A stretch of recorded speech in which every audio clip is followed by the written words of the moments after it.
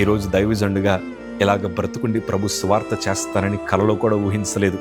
మా కుటుంబంలో ఒక సందర్భం జరిగింది. మా తల్లిగారు అన్నారు, చనిపోతే మనం 5 చనిపోదామయ్యా, ఒకరు చనిపోయి ఇంకొకరు బ్రతుకుంటే మేము తట్టుకోలేమని ప్రభు వైపు చేతులు చాపి, ప్రభా మా 5 తీసేసుకో ప్రభా అని మా తల్లి దుఃఖము చేత ప్రార్థించినప్పుడు నా ప్రభు మాట్లాడారు, అమ్మా మీ కన్నీటిని నాట్యంగా మారుస్తాను, ఈ కీడు వెనకాల నేను మేలు దాచానని ప్రభు మాట్లాడగానే మేము ఆ రోజు నిలబడ్డాం. మేము ధైర్యం తెచ్చుకున్నాం. ఈరోజు గుండెలు చరుచుకొని చెప్పగలను, కన్నీటిని నా ప్రభు నాట్యముగా మార్చారు. కోల్పోయిందంతా దేవుడు తిరిగి తీసుకొచ్చాడు. ఎన్నో మాటలు, ఎన్నో నిందలు మా మీద వేశారు. కానీ ఇలాగ చేతులు ప్రభు వైపు జోడించి, తండ్రి బాధల మధ్యనున్నాం, నువ్వు ఒక్కడివే మమ్మల్ని లేవనెత్తగలిగిన సమర్థుడమని ప్రభు వైపు చూసాం.